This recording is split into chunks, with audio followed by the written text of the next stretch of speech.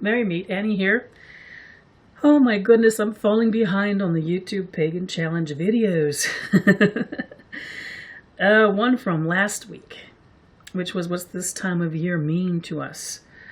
Well, I'll link you below to videos I've done on this season of Ostara. I don't know if there's more than one video, there might just be one.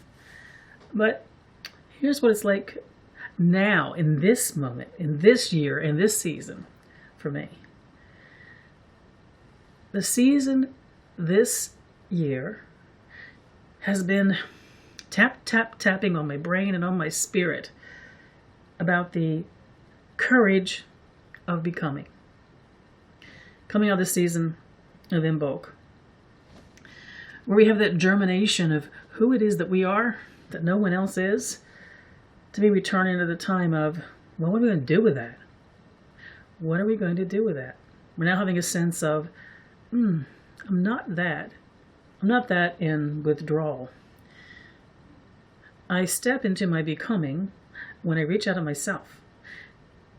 The tender bud may or may not make its vibrant entry into the world as leaf or flower.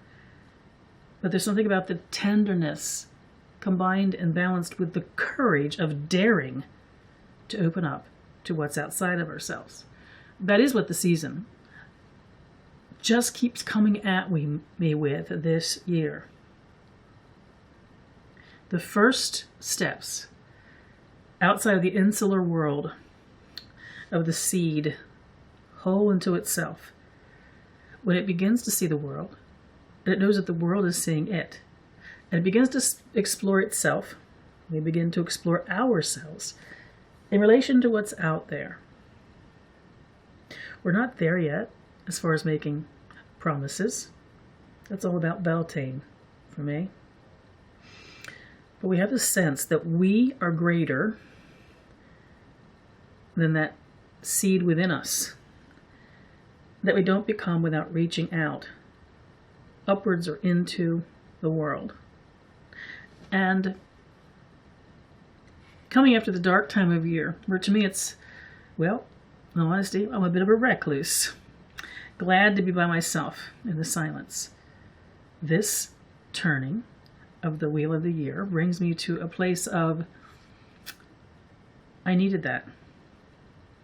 But now I need to step out and into.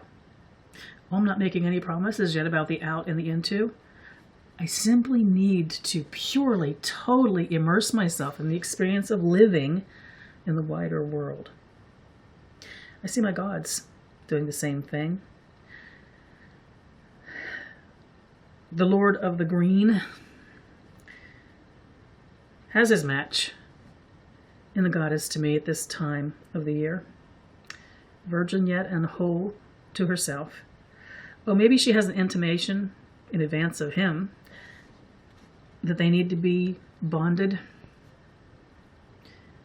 to make their way forward into the world. I think he's still rather oblivious of that in my telling of the Wheel of the Year.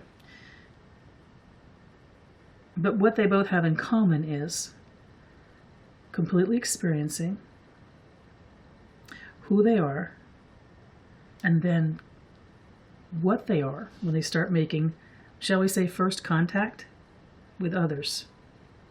She may have the wisdom of knowing where that's going to take them. He certainly does not. But they're both in the moment, experiencing a broadening of who they are, an understanding of fully living and living connected outside of oneself to what is not oneself. It's the call to a next learning, a next experiencing of life. So that is what is the greatest nudge the season's bringing me this year. Well, it's always part of my practices and the rituals that I do. But the timing this year, especially as I became, after 3 years of living here, pretty isolated, reaching out to the Unitarian Universalist community near me and taking on a lot of responsibilities when it comes to that experience. Some aligned to my earth-based practices. some aligned to who I am and who I can be in community. Ostara came knocking on my door this year. And it basically said, Annie, get outside of yourself. Get into the world. The result is I don't want to be in the house. Even if I don't feel like being with others in any given moment, I want to be out in nature. I have no instinct to be a recluse, to cloister myself. I'm being called outward. And what's better than spring?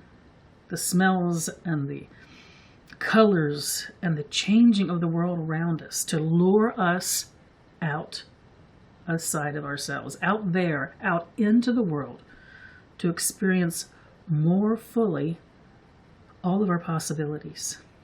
That's what the season of Ostara means to me.